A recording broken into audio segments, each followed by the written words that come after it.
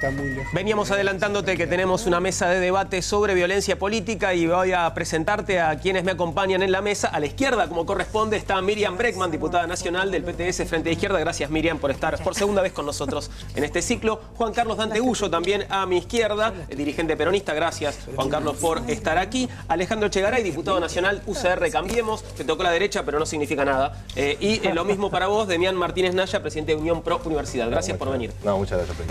Les propongo que veamos un pequeño informe sobre la violencia política para preguntarnos si estamos frente a algo alarmante o no, y después los escucho.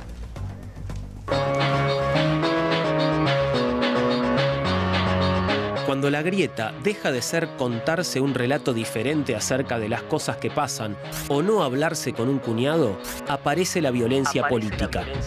No es aquella violencia de hace algunas décadas, la que arrasó con la democracia y con miles de vidas, pero es un pulso constante de agresiones más o menos graves. Un ruido de fondo, naturalizado por el ritmo de lo urgente.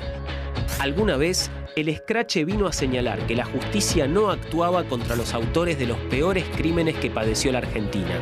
Pero un día llamamos escrache a cualquier desborde de ira en masa, anónima, que no sabe de contextos ni de terceros. Y hubo muchos. Lo sufrió Axel Kicillof en un buquebús, Carlos Zanini en un avión, Alberto Fernández en un shopping, Martín Sabatella en un aeropuerto. Las amenazas de bomba, que en los 80 nos preocupaban tanto, hoy son un dato casi ignorado.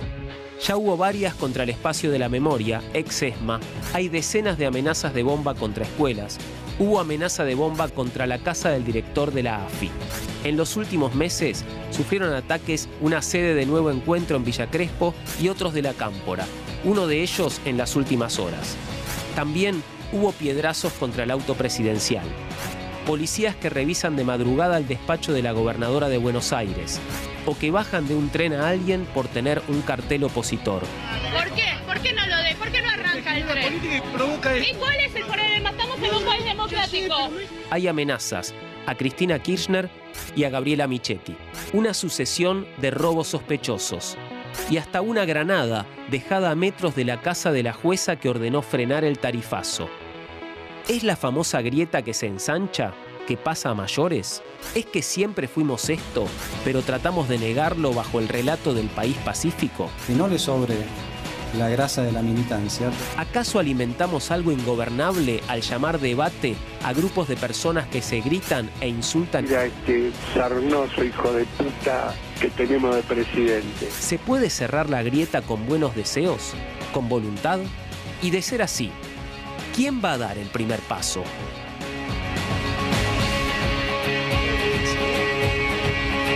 Bueno, la verdad es que puestos en secuencia todos estos acontecimientos, a mí por lo menos me resultan un poco inquietantes. ¿Quién da el primer paso, compañeros?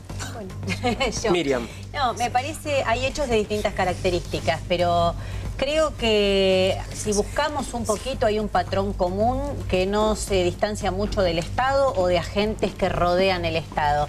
Mira, nosotros recibimos permanentemente ataques en nuestras cuentas de Twitter que la verdad es que son muy violentos. Antes de ayer a Nicolás del Caño, mi compañero del PTS en el Frente Izquierda, le decían te vamos a dar un tiro entre los dos ojos. A mí me viven poniendo judía con distintos agravios, andate a 11, todo el tiempo una descalificación. Es una violencia terrible, pero es este ejército de trolls el mismo que denunció Tinelli. Lo que pasa es que Tinelli después se tomó un café con Macri, no sé qué hizo y no lo denunció más. Pero esto es contra todos nosotros, permanentemente hay un ataque. Lo de Vidal.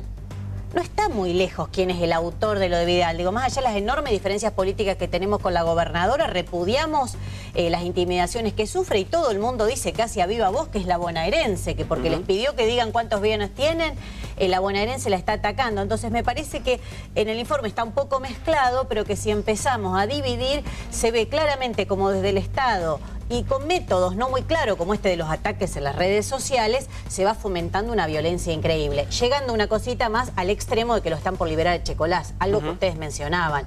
Entonces en la Argentina se acuñó la frase por muchos años, si no hay justicia hay escrache. y no hay justicia si lo liberan a Echegolas. Demián. Hay patrones disímiles, en realidad. Comparto con Miriam esto de que hay ciertos sectores específicos que se ven en sus intereses vulnerados por este cambio de política y hay ciertos intereses espurios porque roza la amenaza, estas intimidaciones, esto de entrar a tu despacho, vulnerar tu privacidad en tu casa, una amenaza personal y demás. Y otra cosa es la responsabilidad política, y esto sí es muy claro, de hacer personal aquel debate político. Se perdió el debate político. Hay muchas personas que se quedaron arraigadas al pasado y vuelven el debate político en una agresión personal. Esto de Macri aquello, Macri lo otro. A ver, el presidente de la República establece políticas en base a un partido político. Nosotros tenemos una ley de partidos políticos y la representación es en un debate partidario. El Frente de Izquierda tendrá el suyo, el Frente Progresista tendrá el otro, el peronismo tendrá el suyo, pero siempre el debate tiene que ser en cuanto a ideas, y esto es lo que nosotros tratamos de revalidar. Bueno, Juan Carlos, viviste en carne propia de la peor manera la violencia política en nuestro país hace años ya. ¿Cómo ves este momento? Preocupante. Igualmente creo que acompaño la intervención de los compañeros y compañeras y te digo, la famosa grieta del kirchnerismo era una grieta que permitía efectivamente la participación, el diálogo. Era una grieta que se diferenciaba en términos políticos o si querés de qué idea de Estado o qué idea de proyecto, pero yo creo que partimos de una situación mala en el diagnóstico de lo que está pasando hoy. Hubo elecciones, la campaña fue limpia y con una pequeña diferencia de un 1% se reconoció la victoria del PRO. Esa tendría que haber sido la base en la cual se sustentara hoy una situación que hace definiciones ideológicas, políticas, y obviamente yo acompaño lo que dijo acá la compañera, si no hay justicia, si además en términos económicos el ajuste golpea, si además entramos en discursos o en propuestas que agreden, yo creo que, insisto, es preocupante. Y tenemos historia, Juan. Sí. Yo te digo porque he vivido sí, claro, con seriedad y en profundidad muchos momentos. Y no pienso en el peronismo, o no pienso tan solo en el pueblo. Pienso sí en el pueblo, pero fundamentalmente en las nuevas generaciones. Pero, Juan Carlos, lo que llego a entender de tus palabras es que las medidas del gobierno de algún modo están generando este clima. ¿Eso es lo que estás sugiriendo? Y mira, yo veía la otra vez las escenas de la represión a los jubilados en el Puente Pueyrredón y me dolieron, ¿no? Alejandro. Bueno, mira, en principio nosotros repudiamos la violencia de cualquier signo, digamos, cualquier origen.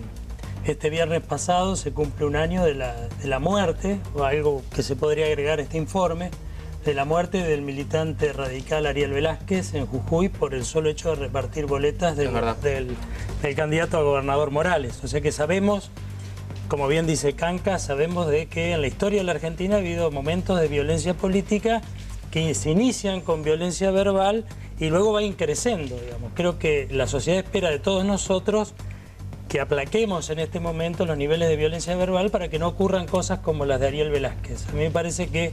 y otras cosas. Yo no, por supuesto que no coincido con los escraches, no coincido con los planteos agraviantes, como bien dice Miriam, tanto para los que son miembros de alguna colectividad en particular, como para los que critican en forma agraviante al kirchnerismo, como para los que critican la figura del presidente. Nosotros repudiamos la violencia y creo que necesitamos un momento de calma y de discusión racional de la política. Ahora, los escucho a todos repudiar la violencia, pero al mismo tiempo parece que con eso no alcanzara, ¿no? No alcanza porque no todos estamos diciendo lo mismo. Me parece que hay libertad de expresión, alguien puede decir una expresión mejor o peor, pero eso es una cosa, es un nivel. Ahora, cuando balean un local como el del Nuevo Encuentro es otra cosa, cuando reprimen sobre Puente Pueyrredón es otra cosa. Y así como lo denunciamos con el kirchnerismo, cuando nos reprimía por manifestarnos junto a los trabajadores de LEAR, por ejemplo, impidiendo el derecho de manifestación, bueno, también lo condenamos ahora. Entonces, acá hay un problema que Cambiemos quiere seguir con el mismo discurso que tenía la oposición ahora que es gobierno, y no es lo mismo, porque tienen que salir a explicar qué significa este tuit, que no sé si quiso hacer un chiste o que quiso hacer Patricia Bullrich con la gendarmería, y se ve que atrás están monitoreando qué tuiteamos todos nosotros. ¿Cómo no va a generar violencia eso que ella esté controlando qué decimos o dejamos de hacer? ¿Cómo no va a generar violencia el protocolo antiprotesta que quiso sacar e imponerlo en la ciudad de Buenos Aires y en todo el país con un repudio generalizado? Entonces, desde el Estado, tienen que analizar, le dieron rienda suelta a Estiuso. Estiuso se da el lujo a sentarse en un bar en Belgrano y dar charlas. Atender a los periodistas. Atender a los periodistas. ¿Y qué se creen que está haciendo Estiuso ahora? Estas operaciones no tienen nada que ver con la CIDE, cómo están reciclando, la gente que han expuesto al mando de la AFI. No le atribuyamos al Ejecutivo responsabilidades del Poder Judicial. ¿Cuáles serían las del Poder Judicial? Mira, si tienen responsabilidades políticas. Que Estiuso está sentado en un café tomando y demás, y vos crees que tuvo implicancias en entra y sale del país como si nada. Eso va por la vía judicial y la denuncia tendría que estar. Entra y sale del país como si nada y ustedes ahora, no podemos atribuirle y pedirle al Ejecutivo, déjame hablar, Miriam, por favor. Sí, cómo no. El Ejecutivo que haga lo que nosotros justamente criticamos del gobierno anterior. En esto no coincido con Dante. Cuando los periodistas criticaban al gobierno anterior, al Poder Ejecutivo Nacional, salía la presidenta por cadena nacional a matar al periodista que la había criticado. Esto era una consonante y totalmente... ¿Y qué estaba haciendo Patricia Bullrich con los Twitter? Estaba leyendo las cosas interesantes que digo, ¿no? Disculpame, pero no la vi la foto. Pero supongo que habrá sido por este caso de amenazas hacia el presidente de la Nación, hacia pero su nosotros hija también y nos demás. amenaza y no, la verdad que no le preocupa. Sí, en Twitter las amenazas se reparten para todos, ¿no? Digamos, en general. Son tan graves tanto para vos como para el presidente de la Nación. Y es lo que vos arrancaste este programa recién cuando te di intervención. Ustedes no se pueden victimizar siempre ustedes. Ustedes tienen responsabilidad de Estado, no está lejos quienes hacen esas amenazas. Hay un patrón común. Cada vez que se toca la bonaerense se manifiesta como una banda mafiosa, lo venimos diciendo desde siempre. Ahora están liberando a los genocidas, pero ustedes nunca tienen nada que ver. Nosotros liberamos, pero acá hay una responsabilidad. Están baleando locales partidarios, no es una cosa menor. Lo único que te planteo, me parece que continúan los juicios de la verdad. Este gobierno no ha planteado nada en contrario respecto de esto. Sí, dejaron de... Se retiraron de los civiles, casualmente creo que es lo que más le afecta. Dejan de apelar y los juicios contra los civiles, que es lo que más le afecta. Te digo dos cosas. Particularmente desprecio a Checolás, pero no desprecio la ley, digamos, ¿no? Entonces, a partir de los 70 años... El gran problema que yo encuentro que me hace ruido es que Checolás puede interferir en el proceso y puede haber peligro de fuga. Digamos, en ese sentido, y que sigue cometiendo delitos hoy. En ese sentido, él sabe el destino de Clara Naí Mariani, que continúa no es automática hoy está cometiendo, no es un ex genocida como titularon en un diario. No es automática la ley, pero a partir de los 70 años tenemos esa ley. Si queremos, cambiemos la ley, en todo caso, y definamos... La ley dice que cuando alguien está cometiendo un delito tiene que ser condenado. Por eso digo, no es automático. Para este caso de Checolás, él interfirió en su proceso, así es que hoy tenemos desaparecido a Julio López. Yo fui su abogada, fui la abogada de Julio López. Te digo más, cuando comenzó el juicio de Julio López, ¿sabés por qué le revocaron la domiciliaria que tenía Checolás? Porque recibió al tribunal con un arma en la mano. Ese es Checolás.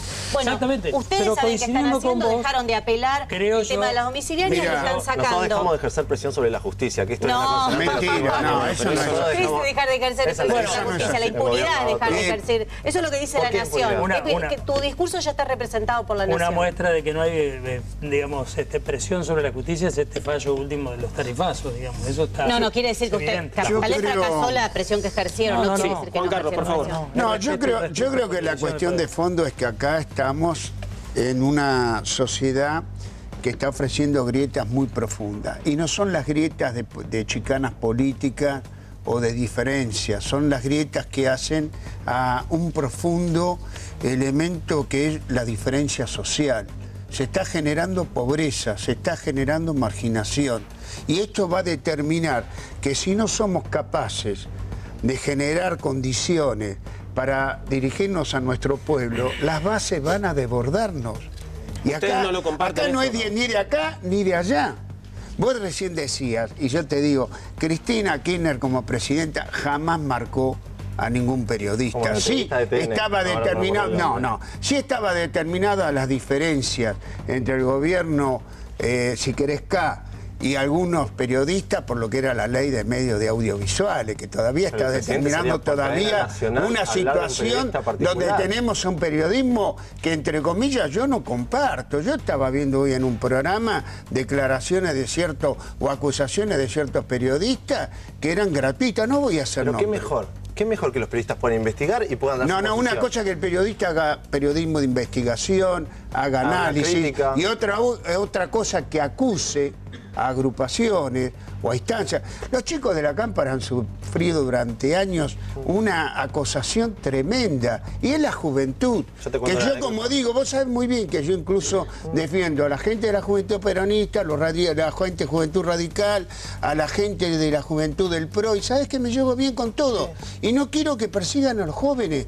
Ya sabemos lo que pasa en un país. Mira, en un país que se reprime a los jubilados, se persigue a los trabajadores, se persigue a los jóvenes, vamos mal. Y te pido, vos sabés que nos conocemos, así como nombraste a Velázquez. Hoy el tema de Milagro Salas es un tema complejo. Hoy hay un periodista en un matutino importante que está describiendo la situación del encarcelamiento de Milagros y los otros 10 compañeros de la Tupac. Y yo te digo, es vergonzoso que tengamos que estar todos pendientes de ver cómo sancionan, entre comillas, a una compañera que está detenida, además sin juicio.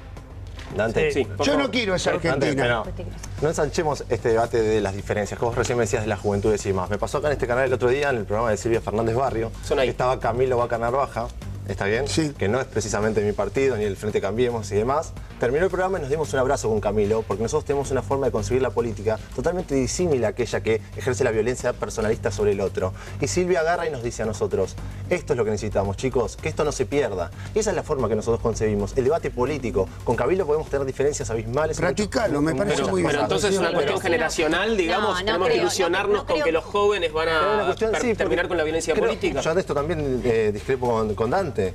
Si Daniel Scioli perdió la elección, a ver, no fue precisamente por él y sus capacidades, me parece que fue por ese apego ciego al kirchnerismo y ese fanatismo que hoy muchos referentes lo siguen sosteniendo. Yo me referí al reconocimiento del triunfo de Cambiemos, sin que eso significara ninguna situación ni de crisis, ni de elementos que hubiesen crispado a la sociedad, incluso en términos de lo que es la defensa de la democracia y lo que significa la libertad de elegir aquel candidato que querés. Después cada uno tomará posiciones. Alejandro, pero digamos, un país, volviendo un poquito al punto que se decía que estamos en un proceso de marginación creciente de sectores de la sociedad. Estamos en una situación de un gobierno de poco más de 7 meses, en una situación donde tenemos niveles de pobreza que vienen desde hace mucho tiempo, de más del 30% de pobreza, de un nivel inflacionario, que es el impuesto más antipopular que existe, la inflación, muy elevada, situaciones de la matriz energética donde quedó demostrado, si bien fue erróneo la situación del cuadro nuevo tarifario por no hacer las audiencias públicas, pero es evidente que veníamos de una matriz energética que venía subsidiando los sectores más acomodados de la sociedad, mientras que el 40% de la sociedad no tiene acceso a la red de gas, por ejemplo. Entonces, venimos de una matriz energética que venía subsidiando a los sectores más pudientes de la sociedad. En Recoleta se pagaba 60, 70 pesos y a mí la factura en el centro de La Plata me llegaba de 120 pesos, mientras que el que quería comprar una garrafa tenía que pagar 400 pesos. Entonces, estamos en una situación que tenemos que volver a equilibrar. Este gobierno no generó 30% de pobreza. Es muy difícil revertir, ni tampoco lo generó el gobierno anterior.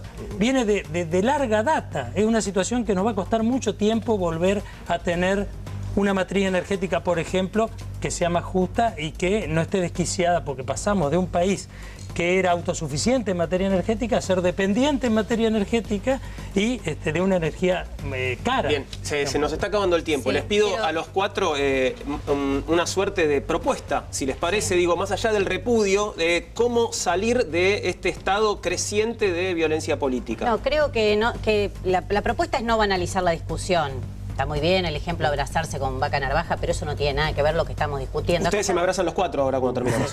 Ya nos abrazamos. Okay.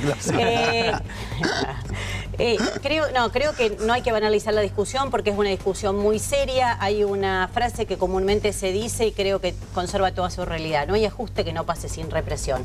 Cuanto más política de ajuste económico haya, cuanto más políticas antiobreras, antipopulares, más represión va a haber con diversos métodos estatales y paraestatales, como han existido existido siempre en la Argentina.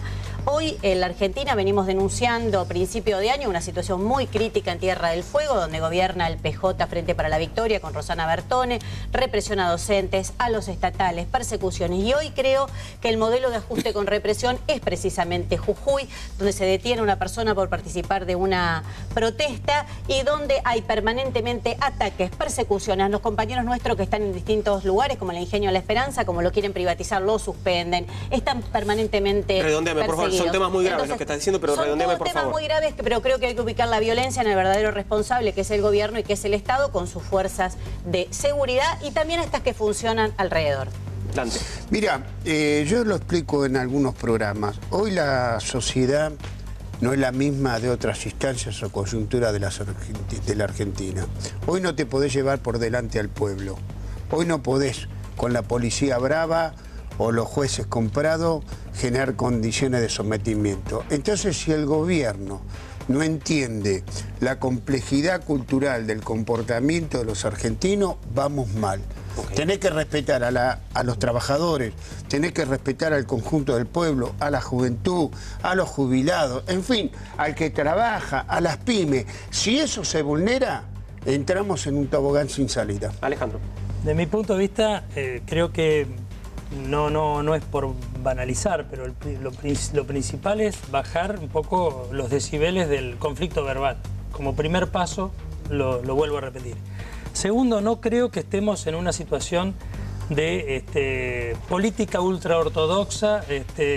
Estamos en una zona de turbulencia, producto de que estamos en una transición que hay que resolver. Pero yo soy optimista en cuanto a que muchas de estas cuestiones que se plantean, recomposición histórica del tema de los jubilados, devolución del IVA a los sectores más, a los sectores más vulnerables, o cuestiones que tienen que ver con la reactivación de la obra pública que ya se está empezando a ver, me parece que van a ir generando mejor humor social para que no aparezca esto que plantea Dante, y que coincido plenamente.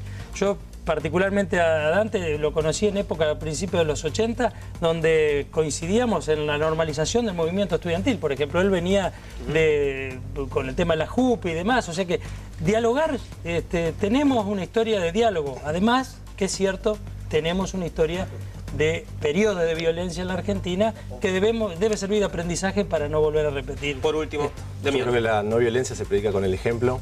Algo que me enseñaron mis abuelos y mis padres de chico es hay que escuchar al otro, hay que entender, y el diálogo es la herramienta. Estamos convencidos de que el diálogo es la herramienta, hay que escuchar a cada persona. Creo que hay que bajar un poco los decibeles. Te cuento otra anécdota. Nos comunicamos con Tumini para poder tener a Victoria Donda para que venga a hablar con los chicos por este intercambio, el diálogo, el poder aprender. El año pasado nos devolvió que con pichones de gorilas ellos no se juntan. Eso ya desde el vamos es violento. Y lo mismo acá la comprometo a Miriam, que la venimos invitando, que pueda venir a debatir con los chicos, porque la verdad que nosotros buscamos aprender y del diálogo se aprende. Entonces nosotros queremos aprender, porque no nos creemos los dueños de la verdad. Bien, aquí por lo menos hemos dialogado y ha sido un placer hacerlo con ustedes cuatro. Y se armó una invitación y en cualquier momento hay como 4 abrazos, así que prepárense para todo eso. Gracias a los 4 por haber estado aquí esta noche.